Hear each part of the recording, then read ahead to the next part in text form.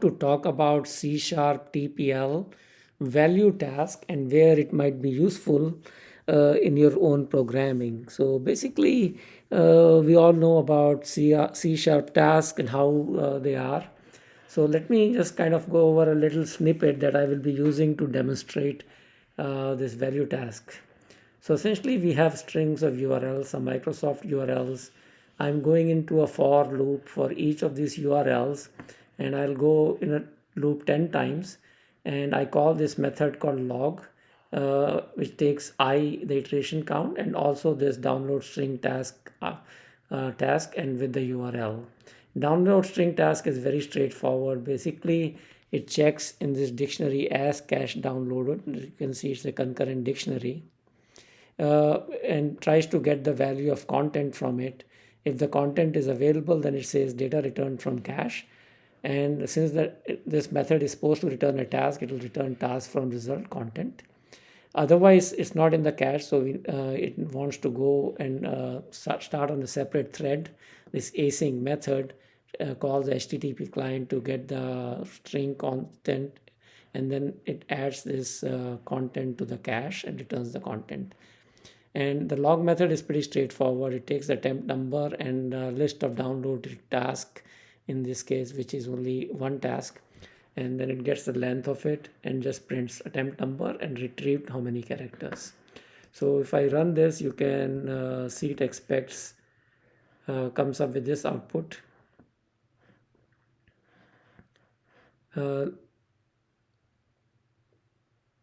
Let me see if I can expand this window so I can show you the output. But basically the output is pretty straightforward.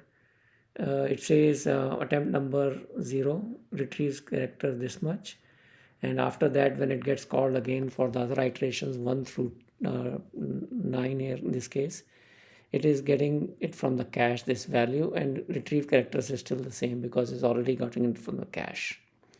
And then once it is done with the first URL, then it starts with the second URL, and the number of characters are this, and that's all it prints. So the value task is another way to, if it's your program is sensitive to memory pressures or performance, then it might make sense to use a value task when you have pre-computed results, because this is an example of where I have pre-computed results most of the time because I'm just returning it from the cache. And I want to show you where I found on the internet an example where somebody was using the normal task and they switched to using value task.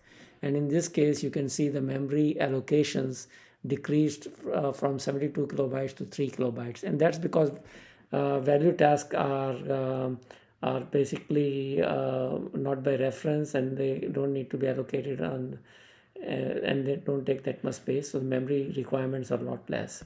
So if you have a performance case, that you might find that useful. So let's see, if you wanted to convert this into a value task, how would you go about doing this? So first thing you want to do is basically look at all the tasks I have, and I have quite a few of them. I'm just going to change all of them to value tasks for now.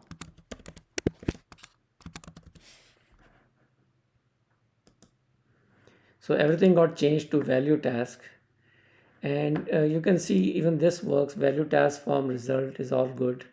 I only had a problem where value task.run was not working, and here you can essentially instead of what you can do is, since you're getting a task here, you can convert it into a value task for the first time. And one easy way to do is you can just say new value task slash string and start the parenthesis or the,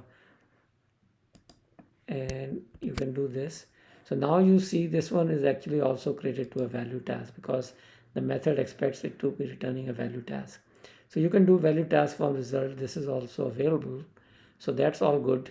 And results.length. So everything actually in this case is pretty straightforward. I just had to change the task to value task and just one place convert the task into a value task, and this worked. And if I run this method, You can see it prints and does exactly the same. Let me clear this.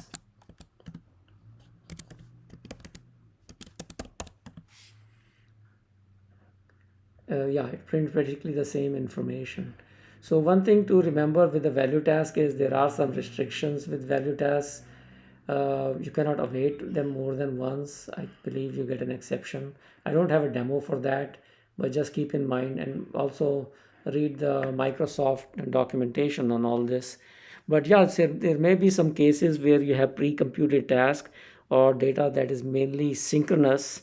You might be able to use a value task for performance improvement or memory improvements. Thanks for watching this and you have a great day.